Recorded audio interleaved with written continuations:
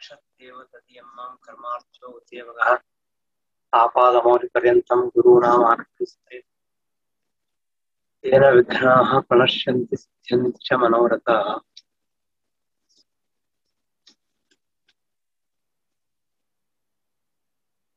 ಪರಮಾತ್ಮನ ಸ್ವರೂಪವನ್ನು ಚಿಂತನೆ ಮಾಡಬೇಕು ಅಂತ ಶ್ರೀಮದಾಚಾರ್ಯರು ಹೇಳ್ತಾ ಇದ್ದಾರೆ.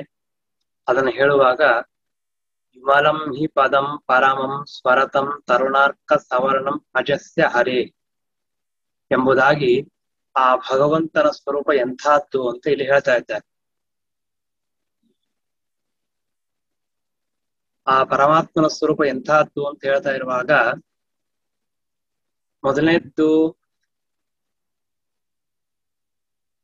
ವಿಮಲಂ ಸ್ವರತಂ ತರುಣಾರ್ಕ ಸವರ್ಣಂ ಪರಮಂ ಪದಂ ಹರೇಹೆ ಅಜಸ್ಯ ಹರೇಹೆ ಇಷ್ಟೆಲ್ಲ ಶಬ್ದಗಳಿದೆ. ಇವುಗಳಲ್ಲಿ ಭಗವಂತನ ಪಾದ ಎಂತಹದ್ದು ಅಂತಂದ್ರೆ ವಿಮಲಂ. ಪದ ಎಂಬ ಶಬ್ದಕ್ಕೆ ಪಾದ ಅಂತೂ ಅರ್ಥವಾಗುತ್ತೆ. ನಾವು ಒಂದ್ಸಲ ಪದ ಎಂಬ ಶಬ್ದಕ್ಕೆ ಸ್ವರೂಪ ಅಂತೂ ಅರ್ಥವಾಗುತ್ತೆ. ಸರ್ವಥಾ ಜನ್ಮ ಇಲ್ಲದೆ ಇರುವ ಅಜಸ್ಯ ಹರೇಹೆ, ಸರ್ವಥಾ ಜನ್ಮ ಇಲ್ಲದೆ ಇರತಕ್ಕಂತಹವನು ಪರಮಾತ್ಮ.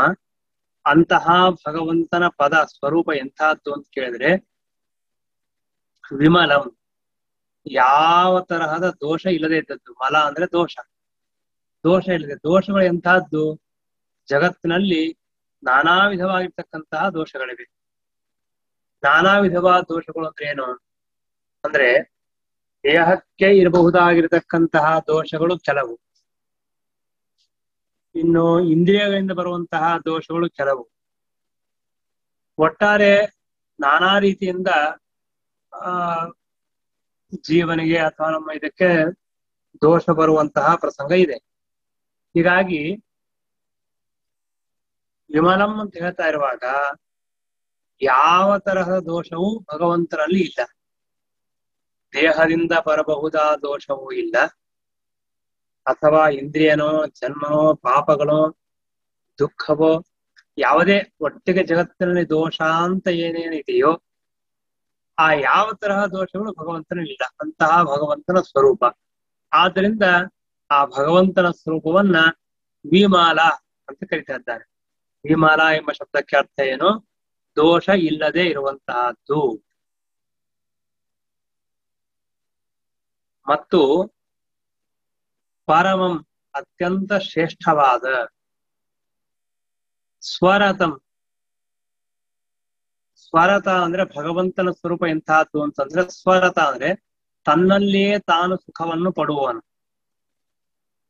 ದೇವರನ್ನ ಸ್ವರಮಣ ಅಂತ ಕರೆದಿದ್ದಾರೆ. ನೀವು ಬೇಕಾಶ್ ಬಾರಿ ಮಾತನ್ನ ಕೇಳಿರ್ತೀರಿ.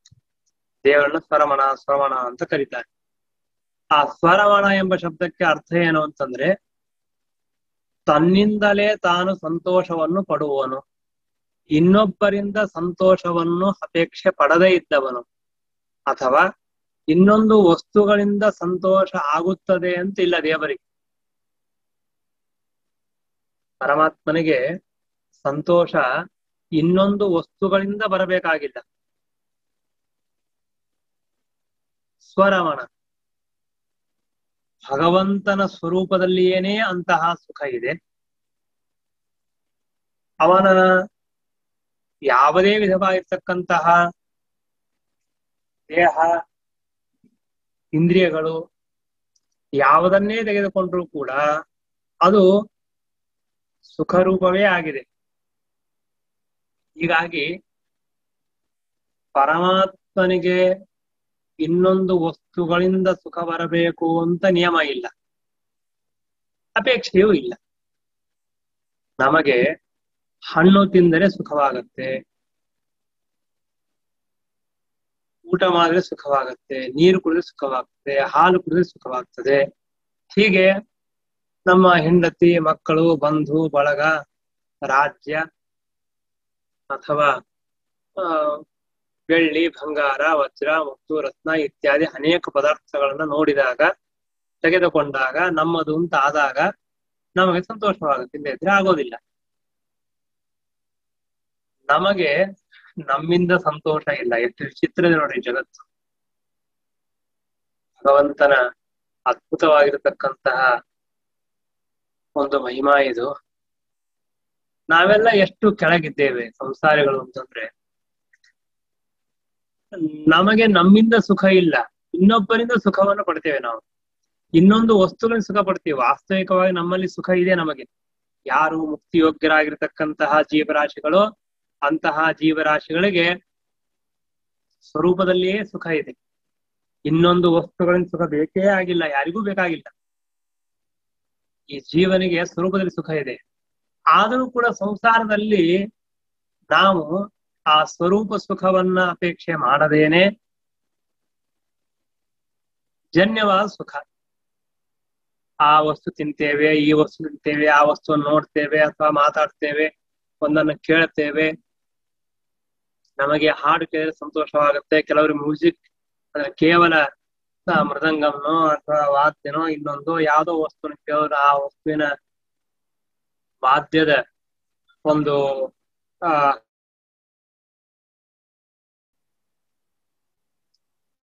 ನಮ್ಮಿಂದ ಬೇರೆಯಾದ ಜಡವಾದ ಅಥವಾ ಚೈತನ್ಯಮಯವಾದ ವಸ್ತುಗಳಿಂದ ನಮಗೆ ಸಂತೋಷವಾಗುತ್ತದೆ. ಜಡವಾದ ವಸ್ತುಗಳು ತಿನ್ನೋದು, ನೋಡೋದು ಮೊದಲಾದದ್ದು. ಚೇತನರು ಅಂದ್ರೆ ಹೆಂಡತಿ, ಮಕ್ಕಳು ಮೊದಲಾಗಿರ್ತಕ್ಕಂಥ ಬಂಧು ಬಳಗ ಚೇತನರು. ಆದ್ರೆ ಅಲ್ಲಿಯೂ ಏನು ವಿಶೇಷ ಇದೆ ಅಂತಂದ್ರೆ ಅಲ್ಲಿ ಎರಡು ತರ ಇದೆ. ನಮಗೆ ಚೇತನರು ಯಾರು ಪ್ರತ್ಯಕ್ಷರಾಗೋದೇ ಇಲ್ಲ.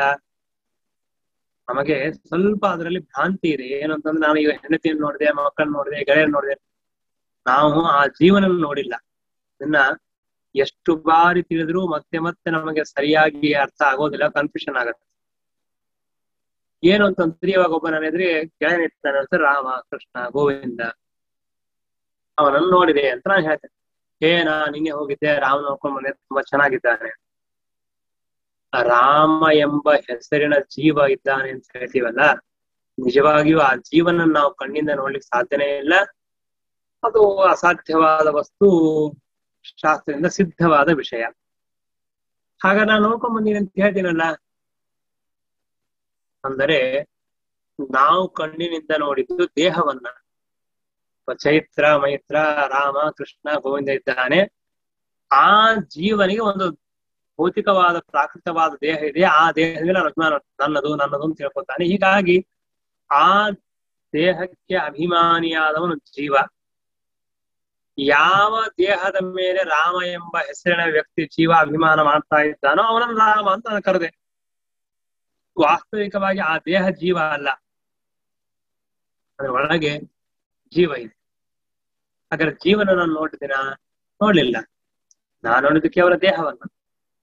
ಆದ್ರೆ ಆ ದೇಹವನ್ನು ಮಾತ್ರ ನೋಡಿಲ್ಲ, ದೇಹದ ಒಳಗೆ ಅಭಿಮಾನ ಉಳ್ಳ ಅಂದ್ರೆ ಅಭಿಮಾನಿಯಾದ ಜೀವನ ಸಹಿತವಾದ ದೇಹವನ್ನು ನೋಡೋದಕ್ಕೆ ಸಂತೋಷವಾಗಿದೆ. ಅದೇ ಆ ಜೀವ ಹೊರಟು ಹೋಗ್ಬಿಟ್ಟ, ಬರೇ ದೇಹ ಬಿದ್ದಿದೆ ನೋಡ್ರಿ ಸಂತೋಷ ಆಗತ್ತೆ, ನಮಗೆ ದುಃಖವಾಗತ್ತೆ. ನೋಡ್ರಿ ಎಷ್ಟು ವಿಚಿತ್ರವಾಗಿದೆ. ಒಂದೇ ದೇಹ, ಒಳಗೆ ಜೀವನ ಇದ್ದಾಗ ಅವನು ನೋಡಿದಾಗ ಸಂತೋಷವಾಯಿತು. ಅದೇ ವ್ಯಕ್ತಿಯಲ್ಲಿ ಆ ದೇಹವನ್ನೇ ನೋಡಿದ್ದು. ಯಾವಾಗಲೂ ದೇಹ ನೋಡ್ಲಿಕ್ಕಾಗುತ್ತೆ, ಜೀವ ನೋಡ್ಲಿಕ್ಕೆ ಆಗೋದೇ ಇಲ್ಲ. ಜೀವ ಹೋದ ಮೇಲೆ ದೇಹವನ್ನು ನೋಡಿದ್ರೆ ಅದು ದುಃಖವಾಯಿತು.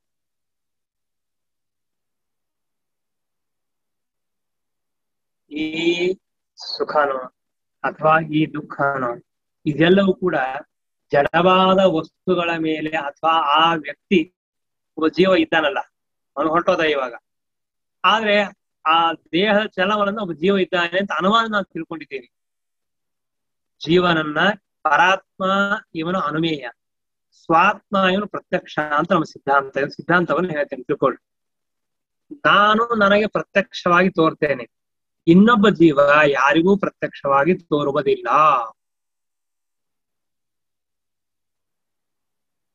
ಯಾವುದೇ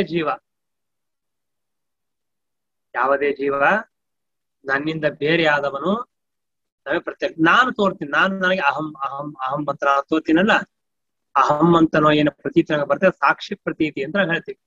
ಆ ಸಾಕ್ಷಿಯಿಂದ ನಾನು ನಾನು ಎಂಬಂತಹ ಪ್ರತೀತಿ ಜ್ಞಾನ ನಮಗೆ ಈ ಜೀವನಿಗೆ ಬರ್ತದೆ.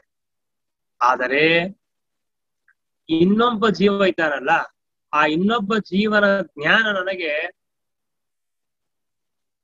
ಸಾಕ್ಷಿಯಿಂದ ಬರ್ಲಿಕ್ಕೆ ಸಾಧ್ಯ ಇಲ್ಲ, ಕಣ್ಣು ಮೊದಲಾದ ಬರೋದಿಲ್ಲ. ಹಾಗಾದ್ರೆ ಒಂದು ದೇಹವನ್ನು ನೋಡ್ತೀವಿ, ಅವನು ಕೈಕಾಲ ಅಲಗಾಡಿಸ್ತಾನೆ ಅಂದ್ರೆ ಓ ಆ ದೇಹ ಒಬ್ಬ ಜೀವ ಇದ್ದಾನೆ ಅಂತ ತಿಳ್ಕೊಳ್ತೀವಿ. ಅಂದ್ರೆ ಆ ದೇವದ ಚೈತ್ರ ಅಥವಾ ಆ ದೇವದ ಶರೀರ ಚೈತನ್ಯ ಉಳ್ಳದ್ದಾಗಿದೆ, ಜೀವ ಉಳ್ಳದ್ದಾಗಿದೆ. ಯಾಕೆ ಅಂತಂದ್ರೆ ಪ್ರಾಣಾದಿ ಮತ್ವಾತ್, ಅದರಲ್ಲಿ ಶ್ವಾಸೋಚ್ಛ್ವಾಸ ಇದೆ, ಇಂದ್ರಿಯಗಳ ವ್ಯಾಪಾರ ನಡೀತಾ ಇದೆ. ಆದ್ದರಿಂದ ಇದು ದೇಹ ಉಳ್ಳದ್ದು. ನಮ್ಮ ಶಾಸ್ತ್ರ ಜೀವತ್ ಶರೀರಂ ಸಾತ್ವಕಂ ಪ್ರಾಣಾದಿಮತ್ವಾತ್ ಅಂತ ಅನುಮಾನವನ್ನು ಮಾಡ್ತಾರೆ.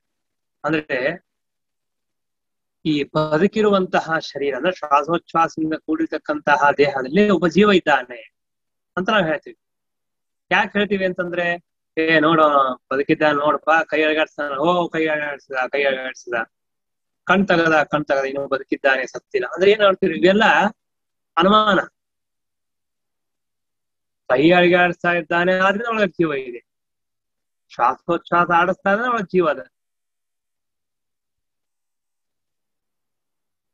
ಹೀಗೆ ಒಂದು ದೇಹದಲ್ಲಿ ಇರತಕ್ಕಂತಹ ಜೀವನನ್ನು ನಾವು ಹೇಗೆ ತಿಳ್ತೀವಿ? ಅನುಮಾನನೇ ತಿಳ್ಕೊತೀವಿ ಹೊರತಾಗಿ ಸರ್ವಥಾ ನಾವು ಪ್ರತ್ಯಕ್ಷ ತಿಳ್ಕೊಳ್ಳಿ ಸಾಧ್ಯ ಇಲ್ಲ.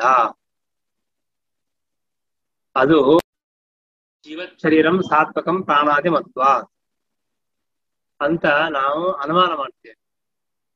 ಅಂದ್ರೆ ಈ ದೇಹದಲ್ಲಿ ಜೀವ ಇದ್ದಾನೆ. ಯಾಕೆ ಅಂತ ಕೇಳಿದ್ರೆ ಅವನ ಕೈ ಆಡಿಸ್ತಾನೆ, ಕಣ್ಣು ಬಡಿತಾನೆ, ಇನ್ನೇನೋ ಮಾತಾಡ್ತಾನೆ. ಆದ್ರೆ ನೋಡ್ರಿ, ಒಂದು ದೇಹದಲ್ಲಿ ಜೀವ ಇದೆ ಅಂತ ಹೇಗೆ ತಿಳ್ಕೊಳ್ಳಿಕ್ ಸಾಧ್ಯ? ಆ ದೇಹದಲ್ಲಿ ಜೀವ ಇದೆ ಅಂತ ಅನ್ನೋದನ್ನ ಕೇವಲ ಅನುಮಾನ ಮಾತ್ರ ತಿಳ್ಕೊಳ್ಳಿಕ್ ಸಾಧ್ಯ. ಅನುಮಾನ ಇಲ್ಲ ಅಂತ ಆದ್ರೆ ಆ ಜೀವನನ್ನ ತಿಳ್ಕೊಳ್ಳಿಕ್ ಆಗೋದೇ ಇಲ್ಲ. ಇನ್ನೊಬ್ಬ ಜೀವನನ್ನ ನಾನು ನನಗೆ ಪ್ರತ್ಯಕ್ಷವಾಗಿ ಸಿದ್ಧನಾಗಿದ್ದೇನೆ. ಆದ್ರೆ ಇನ್ನೊಂದು ಜೀವನ ತಿಳ್ಕೊಳ್ಬೇಕಾದ್ರೆ ಮಾತ್ರ ಅಲ್ಲೇನು ಬೇಕಲ್ಲಿ? ಕೇವಲ ಅನುಮಾನವೇ ಬೇಕು ಅಂತ ಅನ್ನೋದನ್ನ ಹೇಳ್ತಾರೆ. ಹಾಗಾದ್ರೆ ಏನಾಯ್ತು ಅಂತಂದ್ರೆ,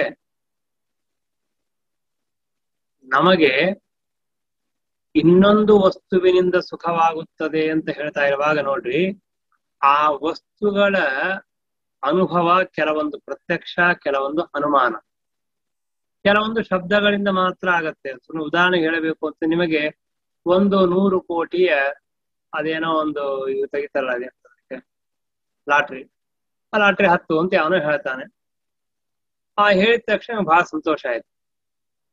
ಅಲ್ಲಿ ನೀವು ಆ ವಸ್ತುವನ್ನೇನು ನೋಡ್ಲಿಲ್ಲ, ನೀವು ಅಲ್ಲಿ ಆ ಹಣನೂ ಗೊತ್ತಿಲ್ಲ, ಏನು ಗೊತ್ತಿಲ್ಲ, ಪೇಪರ್ ಬಂದಿತ್ತೆ, ಯಾವ್ದೊಬ್ಬ ಬಂದು ಹೇಳ್ತಾನೆ, ನ್ಯೂಸ್ ಬಂದ್ರೆ ಕೇಳಿ ಸಂತೋಷವಾಯ್ತು. ಹಾಗಾದ್ರೆ ಇಲ್ಲಿ ಯಾವ್ದ್ರಿಂದ ಸಂತೋಷವಾಯ್ತು ನಿಮಗೆ?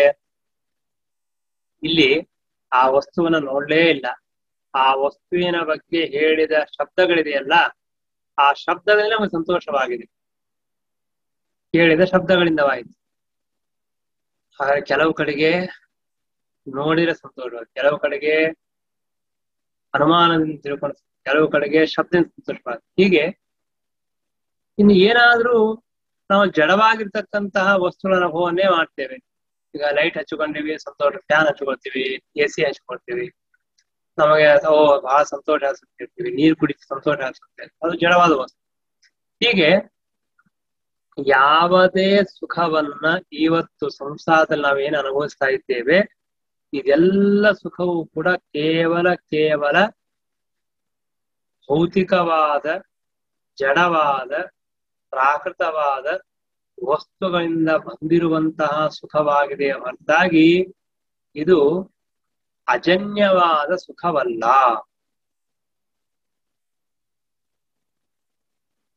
ಜನ್ಯವಾದ ಸುಖ, ಜಡವಾದ ವಸ್ತುಗಳಿಂದ ಬಂದಿರುವಂತಹ ಸುಖ.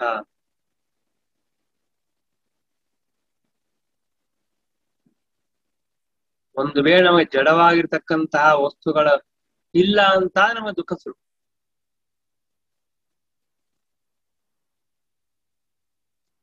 ಅದಕ್ಕಾಗೇನೆ ಇವತ್ತೇ ಬಂತು, ನಾನು ಒಂದ್ ಕಡೆ ಹೇಳ್ತಾ ಇದ್ದೆ. ಟೀಕಾಕೃತ್ಪಾದರು ಈ ಮಾತನ್ನ ಬರೀತಾರೆ. ಸಂಸಾರ ಸುಖ ಹೇಗಿದೆ ಅಂತ ಕೇಳಿದ್ರೆ ವಿಷ ಸಂಪೃಕ್ತ ಮಧುವತ. ಟೀಕಾಕೃತ್ಪಾದರ ಮಾತು ಒಂದೊಂದು ಅಂದ್ರೆ ನಮ್ಮ ಇಡೀ ಜೀವನ ಅನುಭವಿಸಿದ್ರು ತುಂಬಾ ಕಡಿಮೆ. ಜೇನುತುಪ್ಪ ಇದೆಯಲ್ಲ, ಮಧು, ಆ ಮಧು ಎಲ್ಲರಿಗೂ ಇಷ್ಟವೇ. ಆದರೆ ಆ ಮಧು ಸ್ವಲ್ಪ ವಿಷ ಸೇರಿಸಿ ಬಿಟ್ರೆ ಅದು ಇಷ್ಟವಲ್ಲ, ಅನಿಷ್ಟ. ಹಾಗೆ ಸಂಸಾರದಲ್ಲಿರ್ತಕ್ಕಂತಹ ಸುಖ ಹೇಗಿದೆ ಅಂತಂದ್ರೆ ಅದು ವಿಷ ಸಂಪೃಕ್ತ ಮಧುವತ ಅಂತ ಹೇಳ. ಅಲ್ಲಿ ಇದು ಹೇಗೆ ಹೇಳ್ತೀವಿ, ಸರಿ ಇಲ್ಲಲ್ಲ ಮಾತಾಡೋದು ಅಂತಂದ್ರೆ ಅದು ನಿಜ. ಯಾಕೆ ನಿಜ ಗೊತ್ತಾ? ಯಾವುದೇ ಸುಖವನ್ನ ಲೌಕಿಕವಾಗಿ ತೆಗೆದುಕೊಂಡು ಜೊತೆಗೆ ದುಃಖ ಮಿಶ್ರಿತವಾದ ಸುಖ, ದುಃಖದಿಂದ ಸಹಿತವಾದ ಸುಖ ಲೋಕದಲ್ಲಿದೆ ಹೊರತಾಗಿ ದುಃಖ ಮಿಶ್ರಿತವಾಗದೇ ಇರತಕ್ಕಂತಹ ಸುಖ ಸಂಸಾರದಲ್ಲಿ ಸರ್ವಥಾ ಇಲ್ಲ. ಇವತ್ತು ನಾವು ಫ್ಯಾನ್ ಹಚ್ಕೊಂಡು ಕೂತೀವಿ, ಎಷ್ಟರಪ್ಪ ಅಂತೀವಿ. ಅದೇ 1 ವರ್ಷ ಆದ್ಮೇಲೆ ಡಾಕ್ಟರ್ ಹೇಳ್ತಾರೆ ನೀವು ಬಹಳ ಫ್ಯಾನ್ ಯೂಸ್ ಮಾಡಿದ್ದಕ್ಕೆ ನೀವು ಹಿಂಗಾಯ್ತು ಅಂತ, ಅವಾಗ ಅಯ್ಯೋ ಅಂತ ಅನಿಸ್ತು. AC ಹಚ್ಕೊಂಡ್ರಿ ಬಹಳ ಆರಾಮಾಗಿರ್ತೀರಿ, ಅದೇ AC ಹಚ್ಕೊಂಡಿದ್ದು ನಿಮಗೆ ಕಫ ಆಯ್ತು, ಮತ್ತೊಂದಾಯ್ತು, ಕಷ್ಟವಾಯ್ತು, ತಲೆಶೂರ್ ಆಯ್ತು, ಸೈನಸ್ ಆಯ್ತು, ಏನೇನೋ ಹೇಳಿದ್ರೆ ಅವನು ದುಃಖವಾಗತ್ತೆ. ಹಾಗಾದ್ರೆ ಏನಾಯ್ತು? ಅನುಭವಿಸುವಾಗ ಸುಖ ಅಂತ ಯಾವ್ದು ನಾವು ತಿಳ್ಕೊಂಡಿದ್ದೇವೆ ಅದು ದುಃಖ ಮಿಶ್ರಿತವಾಗಿರತಕ್ಕಂತಹ ಸುಖ ಹೊರತಾಗಿ ದುಃಖ ಮಿಶ್ರಿತವಾಗದೇ ಇರತಕ್ಕಂತಹ ಸುಖ ಅಲ್ಲ.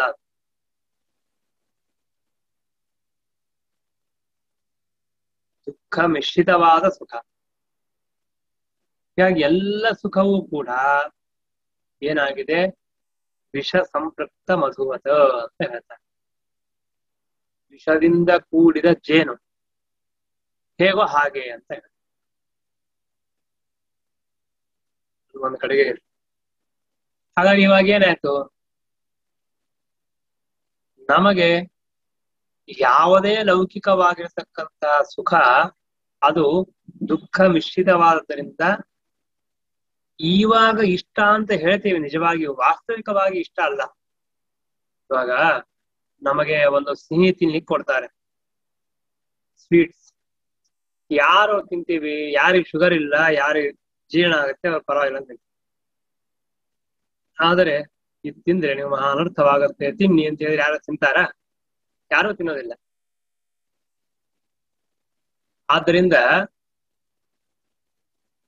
ಆದ್ದರಿಂದಾಗಿ ಈ ಸಂಸಾರ ಇರತಕ್ಕಂತಹ ಸುಖ ಎಲ್ಲ ಹೇಗಿದೆ ಅಂತ ಹೇಳಿದ್ರೆ ವಿಷ ಸಂಪೃಕ್ತ ಮಧುವತ್. ವಿಷದಿಂದ ಕೂಡಿರ್ತಕ್ಕಂತಹ ಜೇನುತುಪ್ಪ ತಿನ್ಲಿಕ್ಕೆ ರುಚಿ ಇದೆ, ಆದ್ರೆ ಪರಿಣಾಮದಲ್ಲಿ ನಮಗೆ ದುಃಖ ಕೊಡ್ತದೆ. ಹಾಗೆ ಸಂಸಾರದಲ್ಲಿರ್ತಕ್ಕಂತಹ ಎಲ್ಲ ಸುಖವೂ ಹಾಗೆ ಇದೆ. ಇವತ್ತು ನೋಡ್ಲಿಕ್ಕೆ ಚೆನ್ನಾಗಿದೆ ಚೆನ್ನಾಗಿದೆ ಚೆನ್ನಾಗಿದೆ ಅಂತ ಅನ್ಕೊಳ್ತೀವಿ, ಆದ್ರೆ ಅದರ ಪರಿಣಾಮದಲ್ಲಿ ಯಾವಾಗ ದುಃಖ ಬರುತ್ತಲ್ಲ ಆಗ ನಮಗ ಅನಿಸ್ತಾ ಅಯ್ಯೋ ಅವತ್ತು ಹೀಗೆ ಮಾಡಬಾರ್ದಾಗಿತ್ತು, ಅದಿರಬಾರ್ದಾಗಿತ್ತು, ಈ ವಸ್ತು ನಮಗೆ ಬೇಕಾಗಿಲ್ಲ, ಎಲ್ಲವೂ ಬೇಡಾದದ್ದು ಅಂತ. ಸಂಸಾರದಲ್ಲಿರ್ತಕ್ಕಂತ ಯಾವುದೇ ಸುಖ ತೆಗೆದುಕೊಳ್ಳಿ ನೀವು, ಆದ್ದರಿಂದ ಸಾಂಸಾರಿಕವಾದ ಸುಖ ಇದು ಅನಿಷ್ಟ, ಸರ್ವಥಾ ಇಷ್ಟವಲ್ಲ ಅಂತ ಹೇಳ್ತಾರೆ. ಅದಕ್ಕಾಗಿ ಭಗವಂತನಿಗೆ ಸುಖ ಇದೆ. ಆ ಪರಮಾತ್ಮ ಸುಖ ಎಂತಹದ್ದು? ದೇವರಿಗೆ ಜೀವರಿಂದಾಗಲಿ ಅಥವಾ ಜಡದಿಂದಾಗಲಿ ಎಂದೂ ಸುಖ ಭಗವಂತನಿಗೆ ಅಪೇಕ್ಷಿತ ಅಲ್ಲ. ಇವಾಗ 2 ವಿಷಯ ಬೇರೆ ಇದೆ. ದೇವರಿಗೆ ಸುಖ ಆಗುತ್ತೋ ಇಲ್ಲ, ಸುಖ ಅಭಿವ್ಯಕ್ತಿ ಆಗತ್ತೆ, ಆದ್ರೆ ದೇವರಿಗೆ ಅಪೇಕ್ಷಾ ಇಲ್ಲ. ಅಪೇಕ್ಷಾ ಇದ್ದು ಬರೋದು ಬೇರೆ, ಅಪೇಕ್ಷಾ ಇಲ್ಲದೆ ಬರೋದು ಬೇರೆ. ಇದಕ್ಕೆ ದೃಷ್ಟಾಂತಕ್ಕೆ ಹೇಳಬೇಕು ಅಂದ್ರೆ, ನನಗೆ ಒಬ್ಬ ವ್ಯಕ್ತಿ ಏನೋ ಅಪೇಕ್ಷೆ ಇಟ್ಕೊಳ್ತೀವಿ, ನನಗೆ ಕೊಡಬೇಕು ಅಂತ. ಅವನು ಕೊಡದೆ ಇದ್ರೆ ದುಃಖ ಆಗತ್ತೆ. ನನಗೆ ಅಪೇಕ್ಷಾನೇ ಇಲ್ಲ, ಅವನು ಕೊಟ್ರೆ ಸಂತೋಷ ಪಡ್ತೀನಿ ಅಷ್ಟೇ. ನಾನು ಕೊಡದೇ ಇದ್ರೆ ದುಃಖ ಪಡಂಗಿಲ್ಲ. ಯಾವ ವ್ಯಕ್ತಿಗೆ ಆ ಎದುರಿಗಿರ್ತಕ್ಕಂತಹ ವ್ಯಕ್ತಿಯಿಂದ ಕೊಡಬೇಕು ಅಂತ ಅಪೇಕ್ಷೆ ಇರ್ತದೆ, ಆ ಕೊಡದಿದ್ರೆ ದುಃಖ ಆಗತ್ತೆ. ಹಾಗೆ ದೇವರಿಗೆ ಪ್ರಸಂಗ ಇಲ್ಲ. ಯಾಕೆ ಅಂದ್ರೆ ಪರಮಾತ್ಮ ಯಾವ ವ್ಯಕ್ತಿಗಳಿಂದಲೂ ಯಾವ ಜಡವಾದ ವಸ್ತುಗಳಿಂದಲೂ ಯಾವುದೇ ತರಹದ ಅಪೇಕ್ಷೆ ಉಳ್ಳವನಲ್ಲ. ಆದ್ರಿಂದ ಅವ್ರಿಗೆ ಸುಖ ಆಗ್ತದೆ ಅಂತ ಇಲ್ಲೇ ಇಲ್ಲ ದೇವರಿಗೆ. ಆದ್ರಿಂದ ದೇವರು ಏನ್ ಹೇಳ್ತಾರೆ, ಸ್ವರತಂ ಅಂತ, ಸ್ವರಮಣ ಅಂತ ದೇವರನ್ನ ಕರೆಯೋದು. ಸ್ವರಮಣ ಅಂತ ಯಾಕೆ ದೇವರನ್ನ ಕರೀತಾರೆ ಅಂತಂದ್ರೆ, ಭಗವಂತ ಎಂದಿಗೂ ಇನ್ನೊಂದು ವಸ್ತುವಿನ ಅಪೇಕ್ಷಾ ಪಟ್ಟು ಅವನು ಸುಖವನ್ನು ಅನುಭವಿಸುವುದಿಲ್ಲ. ಅವನ ಸುಖ ಸ್ವಾಭಾವಿಕವಾಗಿರ್ತಕ್ಕಂತಹದ್ದು. ಜೀವನಿಯು ಕೂಡ ಸ್ವಾಭಾವಿಕವಾಗಿರ್ತಕ್ಕಂತಹ ಸುಖ ಇದೆ. ಆದರೆ ಆ ಸ್ವಾಭಾವಿಕವಾಗಿರ್ತಕ್ಕಂತಹ ಸುಖವನ್ನ ಅನುಭವಿಸುವ ಯೋಗ್ಯತೆ ಇದ್ದರೂ ಕೂಡ ಈಗ ಸಂಸಾರದಲ್ಲಿ ಜೀವ ತಾನು ಪ್ರಾಕೃತವಾದ ಭೌತಿಕವಾದ ದೇಹದಿಂದ ಬದ್ಧನಾಗಿದ್ದಾನೆ. ಆದ್ದರಿಂದಾಗಿ ಅವನಿಗೆ ಸ್ವರೂಪ ಸುಖ ಅನುಭವ ಆಗ್ತಾ ಇಲ್ಲ.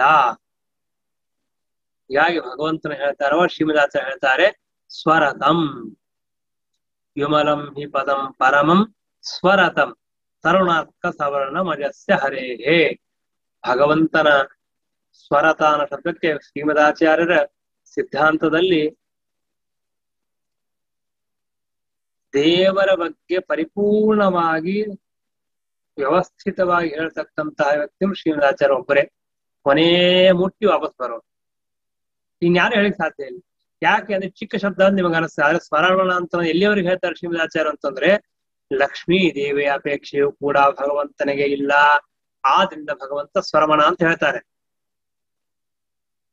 ಅಂದ್ರೆ ಜಗತ್ತಿನಲ್ಲಿರ್ತಕ್ಕಂತಹ ಯಾವ ಜಡವಾದ ವಸ್ತು ಬೇಡ, ಬ್ರಹ್ಮದೇವ ಏನೋ ಬೇಡ, ಬಿಡ್ಲಿಕ್ಕೆ ಲಕ್ಷ್ಮೀ ದೇವಿ ಅಪೇಕ್ಷೆ ಆದ್ರೂ ಭಗವಂತ ಇದೆಯಾ? ಇಲ್ಲ. ಆ ಅಪೇಕ್ಷೆ ಇಲ್ಲ ಆದ್ರೆ ಸ್ವರಮಣವನು. ಲಕ್ಷ್ಮೀ ದೇವಿಯಲ್ಲಿಯೂ ಕೂಡ ಲಕ್ಷ್ಮೀ ನಾಮಕನಾಗಿ ಲಕ್ಷ್ಮೀ ರೂಪದಿಂದ ಸ್ತ್ರೀ ರೂಪದಿಂದ ಭಗವಂತ ಇದ್ದಾನೆ. ಆ ಭಗವಂತ ರೂಪವನ್ನೇ ಭಗವಂತ ಅನುಭವಿಸ್ತಾನೆ ಅಂತ ಶ್ರೀಮದಾಚಾರ್ಯ ಹೇಳ್ತಾರೆ. ಆದ್ದರಿಂದ ದೇವರಿಗೆ ಲಕ್ಷ್ಮಿಯಿಂದ ಸುಖ ಆಗಬೇಕಾಗಿಲ್ಲ. ಲಕ್ಷ್ಮಿಯ ಅಪೇಕ್ಷೆ ಇಟ್ಟುಕೊಂಡು ಭಗವಂತನಿಗೆ ಆನಂದ ಇಲ್ಲ. ಹಾಗಾದ್ರೆ ಮತ್ತೆ ಲಕ್ಷ್ಮೀ ದೇವತೆಗೆ ವಿಹಾರ ಮಾಡ್ತಾನೆ ಭಗವಂತ ಅವಶ್ಯ ಮಾಡ್ತಾನೆ. ಜಗತ್ತಿನಲ್ಲಿರ್ತಕ್ಕಂಥ ವಸ್ತು ಭಗವಂತನ ಮಾಡ್ತಾನೆ. ಯಾಕೆ ಮಾಡ್ತಾನೆ ಅಂತಂದ್ರೆ, ಆ ಲಕ್ಷ್ಮೀ ದೇವಿಗೆ ಭಗವಂತನಿಗೆ ಸಂತೋಷವಾಗ್ತದೆ ಅನ್ನೋದಕ್ಕಾಗಿ ಮಾಡ್ತಾನೆ ಹೊರತಾಗಿ ಭಗವಂತನ ಸಂತೋಷಕ್ಕಾಗಿ ಈ ಲಕ್ಷ್ಮೀ ದೇವಿ ಭೋಗವಾಗಲಿ ಅಥವಾ ಜಗತ್ತಿನ ನಾವು ನೈವೇದ್ಯ ಮಾಡ್ತೀವಿ, ಭಗವಂತ ಸ್ವೀಕಾರ ಮಾಡ್ತಾನೆ. ಯಾಕೆ ಸ್ವೀಕಾರ ಮಾಡ್ತಾನೆ? ದೇವರಿಗೆ ಹಸಿವಾದ ಸ್ವೀಕಾರ ಮಾಡೋದಿಲ್ಲ. ಪರಮಾತ್ಮ ನಮ್ಮೇಲೆ ಅನುಗ್ರಹ ಮಾಡೋದಕ್ಕಾಗಿ ಭಗವಂತ ಎಲ್ಲ ಪದಾರ್ಥಗಳನ್ನು ಸ್ವೀಕಾರ ಮಾಡ್ತಾನೆ. ಅಂತಹ ಭಗವಂತ ಸ್ವರಮಣ.